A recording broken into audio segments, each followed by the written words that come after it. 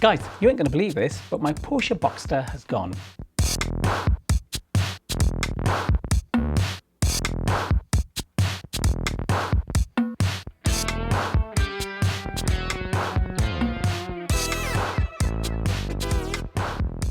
I'm at a bit of a quandary as to what I replace it with. Well, in today's episode, we're going to have a little look and see what I can get for the budget that I've set. I'm thinking of spending no more than £8,000 for the car in its entirety, and that includes the car, any modifications that I make over the next couple of years, and everything else that goes with it. Now, in a previous episode, I've raved about the fact that the E46 330ci is a car that's interesting.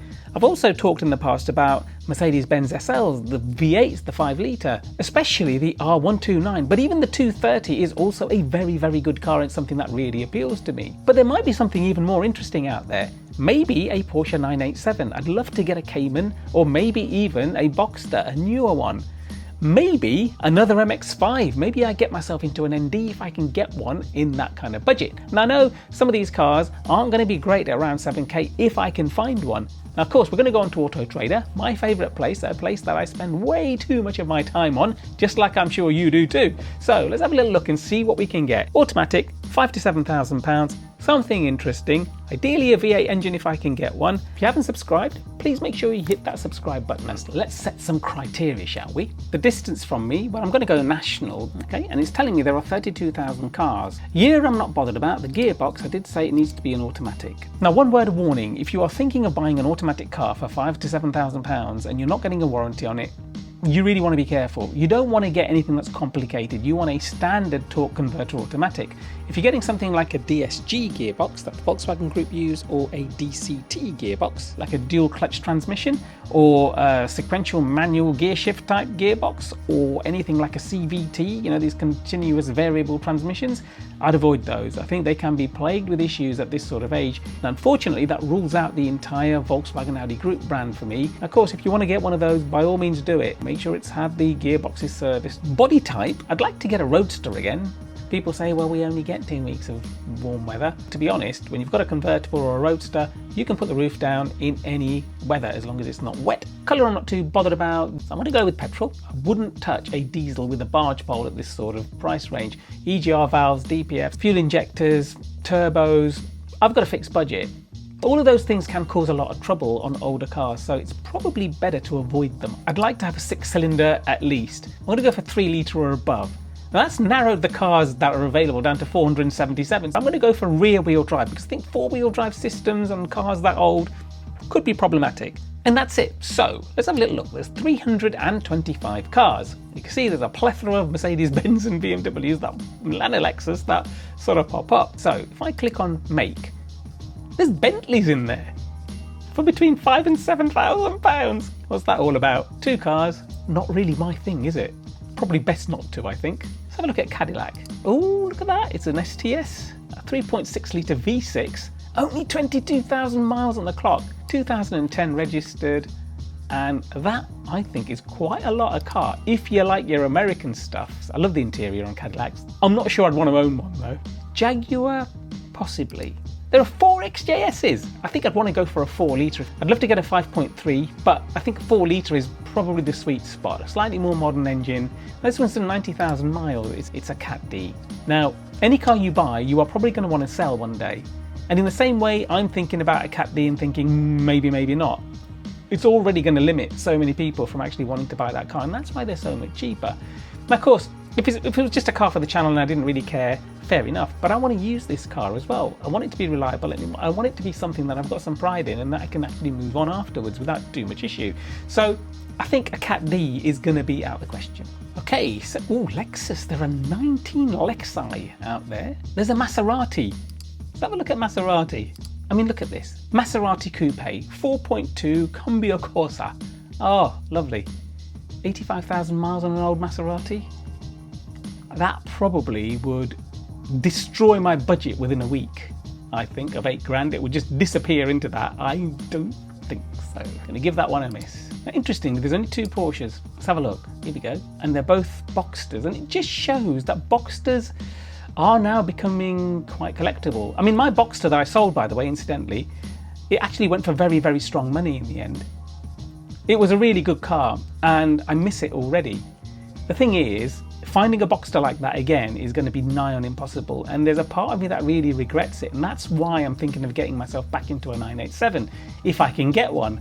Maybe I acted in haste, but you know, 48,000 miles on a 3.2 986s Tiptronic, that's not bad, and it is one of the early ones, you know, with the orange indicators. So that's a lot of car for the money, isn't it? I mean, look at that. And it's got the hardtop. I mean, that looks like an absolute bargain. When you consider mine was, what, a year newer than this, 6 months to a year newer than this, and without the hardtop, if I want something different, that's probably not the right car, is it? We've got Mercedes-Benz, there's 120 nearly of them. A Rolls-Royce. Look at that, Silver Spirit. Let's have a look at this Silver Spirit then. No, I think on that one, a Volvo more than 3 litres. Let's have a look and see what that is. Oh, look at that. It is a 960. I love these 960s. I've only ever sat in 2 or 3 of them, and they are brilliant. Incidentally, if you would like to see me with Emil in his 506 brake horsepower Volvo 940, then click on the little banner that appears up there. It's a fantastic, fantastic car, I tell you. That sent shivers down my spine, as you will see in the video if you haven't seen it already. So let's have a look at the BMWs then, because, you know, that is my go-to when it comes to 6-cylinder cars. I have a real affinity towards that brand, and I think it all comes down to my dad having a very, very nasty accident many years ago, 1977, November 1977 it was almost 50 years ago now, and he survived because of the strength of the car. Now, I know we talk about BMW Neue Klasse, and Neue Klasse is the thing that's coming out next year, and people are raving about it as if it's something new. Well, Neue Klasse actually came out in the 1960s, believe it or not. So cars like the BMW 2000, which is what my dad had, if you look at cars like the BMW E3s and all the rest of it, they were all referred to as the Neue Klasse. So it's not something that Neue. If you look at 5 Series BMWs then, look at that. And these are brilliant, aren't they? You know, you get yourself an E39 and you cannot go wrong. That is the best 5 Series ever made without a shadow of a doubt. And obviously it lags behind in terms of safety and all that kind of stuff and modern amenities. You can get into an M5 even better, but a 530i is the sweet spot. 6 cylinders of pure magic is all I can say. They drive beautifully, they ride beautifully, they're smooth, they're quiet, they're very reliable too. Without doubt, the best 5 Series BMW that was ever made is right there. Would I like to get into one? Hell yeah. This one is an estate, it's a touring. Not sure I'd want to get into a touring, though it's quite interesting, isn't it? I mean, that is quite a nice car. It looks very, very honest. I mean, this has done 120,000 miles, which to be fair isn't that much for these cars. These are running the proper reliable engines as well. So if you're looking to get into one of these, don't worry too much about the mileage, go on condition is what I would say. And these are conventional automatic gearboxes, no CVTs or anything like that. These are proper solid cars. And then you could compare it to one of these. I mean, this is a black sort of, you know, 535. Now you'd think 535 is a 3.5. Well, it is, but it's actually a V8, believe it or not. And it's very, very understated.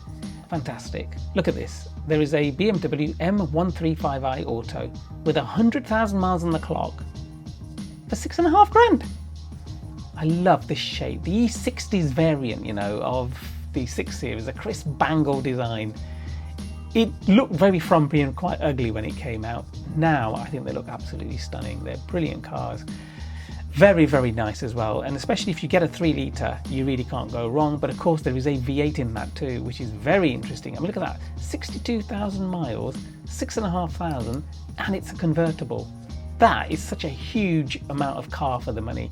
Now I know these engines can have a lot of trouble, certainly around things like valve seals and all that kind of stuff. And I know, you know, there's cooling pipes and all sorts of things on these cars that can go, and they can actually be quite labor intensive to fix.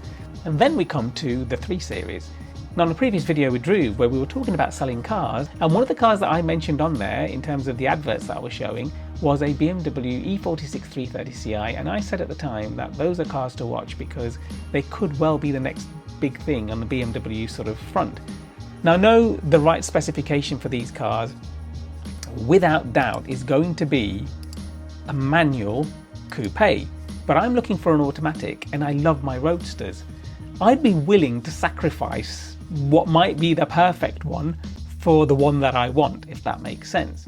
60,000 miles, £6,500, that there is a lot of car for the money. These drive so incredibly well. The M54 engine that these have, as long as it's properly maintained and has had oil changes, will last forever. They just run and run and run. The most important thing for me on these cars is a good service history. If it's had good oil changes and the service history stacks up, then the car is probably going to be okay. And that's what I'm going by. Other than cooling system issues and a few other things, these are brilliant, brilliant cars. And it's got the Android system in here. And it's definitely one of the mods that I'd want to make if I bought one. Buying one that's pre-2006 has a lower road tax. If you get one March 2006 or newer, middle of March 2006 or newer, you're going to be looking at over £700 in road tax.